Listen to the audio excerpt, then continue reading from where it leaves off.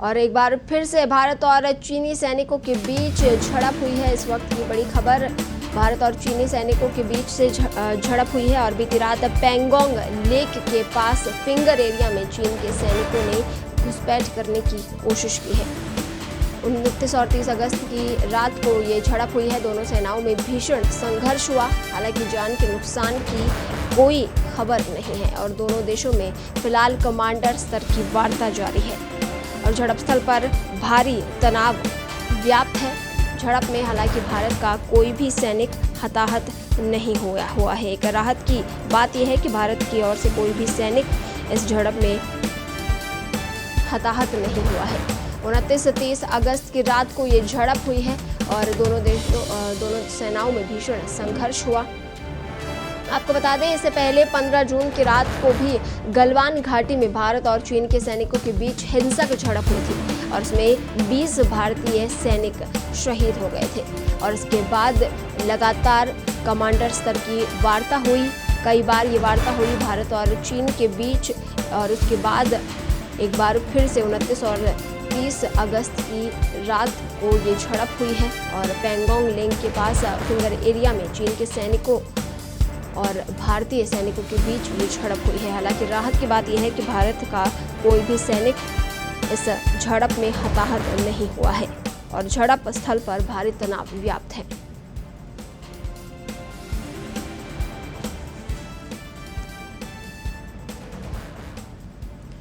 और इस खबर पर ज्यादा जानकारी के लिए वरिष्ठ सहयोगी दौलत सिंह चौहान जी हमारे साथ फोन लाइन पर जुड़े हैं। दौलत जी, एक बार फिर से भारत और चीन के बीच झड़प की खबर सामने आई है, क्या कुछ अपडेट है? बिल्कुल, ये जो घटना सामने आई है अभी जिसकी खबर ब्रेक हुई है वो है 29 और 30 अगस्त की रात की। आज हम बैठे हैं 31 अगस्त में। तो ये घटना होने के बाद में एक तो इसमें जो गौर करने वाली बात है वो ये है कि ये घटना होने के बाद इतनी मतलब कम से कम मुझे लगता है 24 से 36 घंटे बाद ये खबर हमारे पास आती है और कहीं न कहीं भारत चीन सीमा पर जो हालात है उनको लेकर के हमारी सरकार जो है बहुत ज़्यादा चीज़ों को स्पष्ट नहीं कर रही है और कहीं न कहीं इसमें ये जो डिले हुआ है क्योंकि इतनी बड़ी घटना है। हालांकि अभी इसमें ये जो बात सामने आ रही है कि जान का कोई नुकसान नहीं हुआ है, भारत का कोई सैनिक हताहत नहीं हुआ है, लेकिन जैसे हमने पहले भी पिछली बार जब झड़प हुई थी तब याद होगा आपको कि शुरुआती खबरों में यही कहा गया था कि कोई हताहत नहीं हुआ है, लेकिन बाद में ये सामने आया कि भारत के 20 जवान जो है उस झड़प में शहीद हुए थे और फिर उसके बाद ये भी सामने आया चीन के 40 से ज़्यादा जवान जो है उसमें शहीद हुए।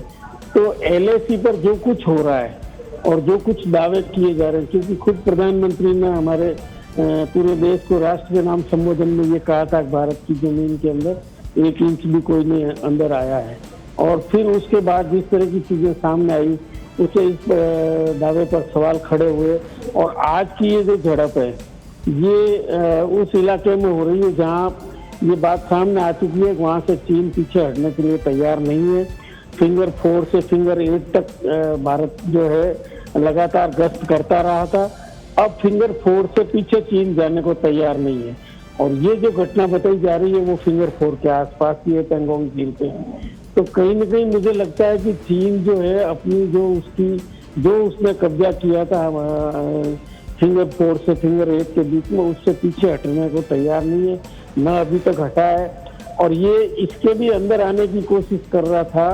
तब जाकर के मुठभेड़ हुई है। भारतीय सैनिकों ने चीन के गश्ती दल को रोका कि आप इसके आगे कैसे आ रहे हैं, तब ये झड़प हुई है। जी दौलत जी, 15 जून को गलवान घाटी में जब फिर से सैनिकों के बीच झड़प हुई थी, पिछली बार इसमें 20 सैनिक भी मारे गए थे।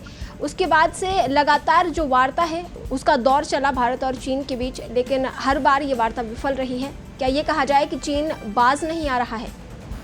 नहीं, वार्ताओं का कोई नतीजा नहीं निकला। चीन का जो अभी तक का इतिहास रहा है वो दिखाने के लिए बातचीत करता है और अंदर के अंदर वो उससे उलट कार्रवाई करता रहा है। एक तरफ वो बात करेगा, दूसरी तरफ कब्जा भी वही करता रहेगा।